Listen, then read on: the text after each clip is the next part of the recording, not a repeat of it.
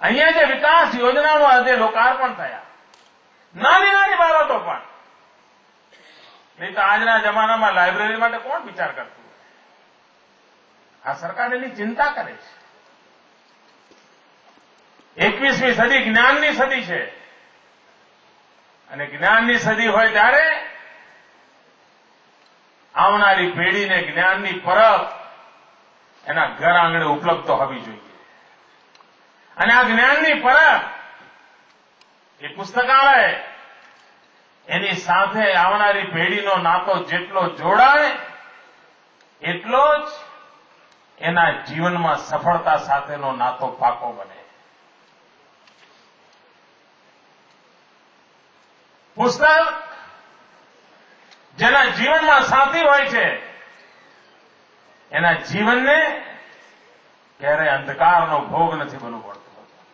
એ સ્વયં પ્રકાશિત થઈ જતો હોય છે, એ સ્વયં પ્રકાશપુંજ બની જતો હોય છે. અને એવા કામ ઠેર ઠેર કરવા, અને હવે તો કચ્છ અને અમદાવાદને જોડવાનું કામ 1700 કરોડ રૂપિયાનો આધુનિકમાં આધુનિક માર્ગ એ આપના ધાંગધ્રાને વટાવીને નીકળશે.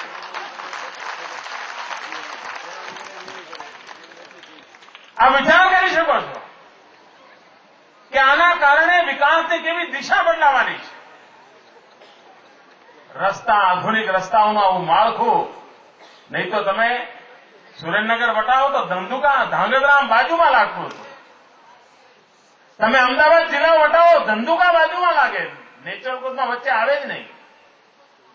પણ માળખાકીય સુવિધાના એવા બે પાટા ઉભા કર્યા છે કે જેના કારણે વિકાસની મુખ્ય ધારામાં આ બધા સેન્ટર હવે જગ્યા પ્રાપ્ત કરી રહ્યા છે.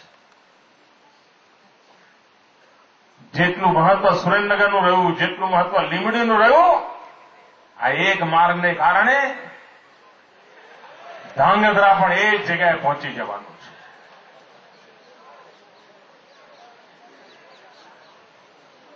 ભાઈ તમારો ફોટો પાડે એમાંય તમને તકલીફ.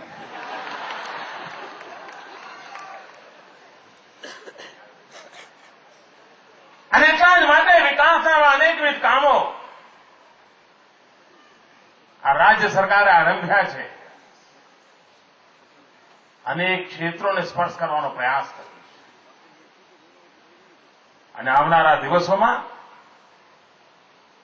ઔદ્યોગિક ક્ષેત્રે ગુજરાત જે રીતે નામના મેળવી છે, કૃષિ ક્ષેત્રે પણ ગુજરાત નામના કમાવા માંગે છે. વેસ્ટમાંથી બેસ્ટ એ અભિગમને આપણે પકડ્યો છે. કપાસનું વાવેતર કરનાર માત્ર રૂજ પકવે એવું નહીં, એના સાંઠામાંથી પણ કમાણી કરે ત્યાં સુધી આખી યાત્રાને લઈ જવા માટેનું આયોજન કર્યું છે. એક જ ઉત્પાદનમાંથી મૂલ્યવૃદ્ધિ કેવી રીતે થાય, એમાંથી અનેક ઉત્પાદનો કેવી રીતે મળે. જે ગઈકાલ સુધી બાળી નાખવું પડતું હતું એને કથિરને કંચનમાં કેમ પરિવર્તિત કરવું, એનું ભગીરથ કામ આ ગુજરાતે ઉપાડ્યું છે. અને એનો લાભ ગામડાને મળવાનો છે, એનો લાભ ખેડૂતને મળવાનો છે, એનો લાભ ગરીબ માનવીને મળવાનો છે. આજે બીજો એક કાર્યક્રમ છે દીકરીઓને સન્માનવાનો. કન્યા કેળવણીને પ્રોત્સાહન આપવા માટે એક ગુણાત્મક પરિવર્તન લાવવાને પ્રોત્સાહન કેમ મળે, ગુણ પૂજા કેવી રીતે થાય, એક પ્રકારે આજે સંકલ્પ રથની સાથે સાથે ગુણ પૂજાનો પણ અવસર છે. જે દીકરીઓએ ગયા વર્ષે પરીક્ષામાં ગૌરવપૂર્ણ રીતે સ્થાન પ્રાપ્ત કર્યું છે, તાલુકાઓમાં બીજા કરતા વધારે ઊંચાઈ બતાવી છે, એવી દીકરીઓને મને સન્માન કરવાનો આજે અવસર મળ્યો છે. આમ તો આ કન્યા કેળવણીમાં આજે આ દીકરીઓને સન્માન, એમને 5,000 રૂપિયાની રકમ, એક અર્થમાં એ સરકારી કાર્યક્રમ નથી. ન તો સરકારી તિજોરીમાંથી, આ પૈસા ખર્ચી રહ્યા છીએ. આ કાર્યક્રમ મારે મન એક સ્વાંતઃ સુખાય, મારા મનને આનંદ આપનાર, સંતોષ આપનાર, મારા મનને ગમતો એક કાર્યક્રમ છે. અને તેથી મારા મનમાં એક ઉમળકો હોય છે કે હું આ જાઉં, આ દીકરીઓને મળું, એમને સન્માનિત કરવું, એમનું ગૌરવ કરવું અને મારી જીવનને ધન્ય બનાવવા માટેનો પ્રયાસ કરવો. અને મેં કહ્યું એમ કે આ સરકારી તિજોરીનો કાર્યક્રમ નથી, એનું કારણ છે દીકરીઓને શિક્ષણમાં ગુણવત્તાને, કન્યા કેળવણીને પ્રોત્સાહન આપવાનો એક નાનકડો પ્રયાસ મેં મારા ઉમંગથી શરૂ કર્યો હતો. 2001માં જયારે મુખ્યમંત્રી બનીને મેં જવાબદારી સંભાળી અને પહેલી મિટિંગમાં જ ગુજરાતના કન્યા કેળવણીના ક્ષેત્રની વાત જયારે જાણી ત્યારે સ્વાભાવિક રીતે જ મારા મનમાં પીડા થઈ હતી કે ગુજરાત જેવું આટલું પ્રગતિશીલ સમૃદ્ધ રાજ્ય, ત્યાં દીકરીઓના શિક્ષણની આ દશા.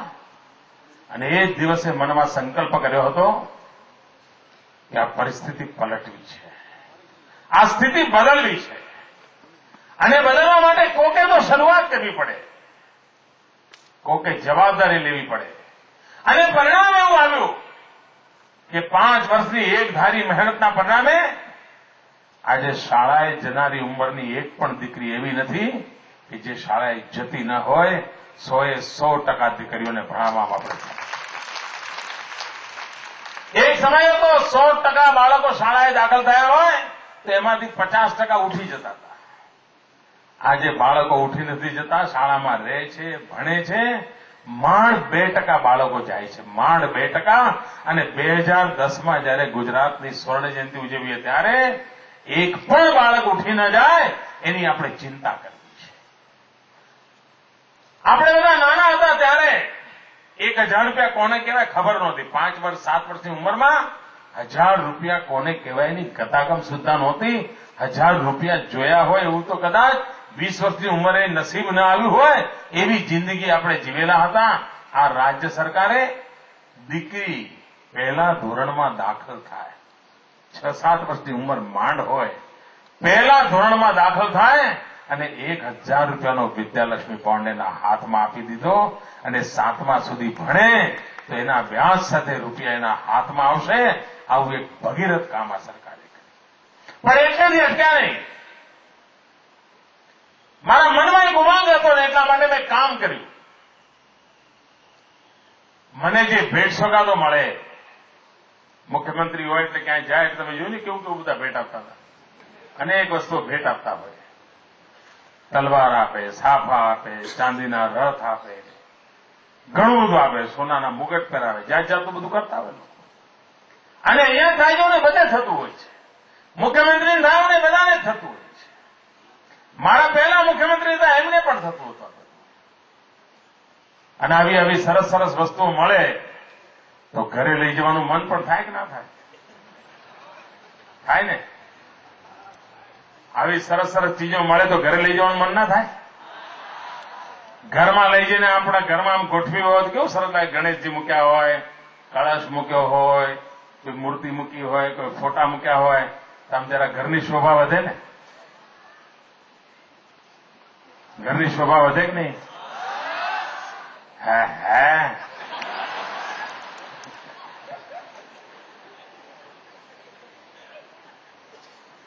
સરસ મજાની કોઈ ચીજ વસ્તુ આપી હોય તો ઘરમાં મૂકી હોય તો આપણને એમ લાગે વાહ, દિવાલ પર આ ચિત્ર કેટલું સરસ શોભે છે, ઘરના ખૂણામાં ફૂલદાની કેટલી સરસ શોભે છે.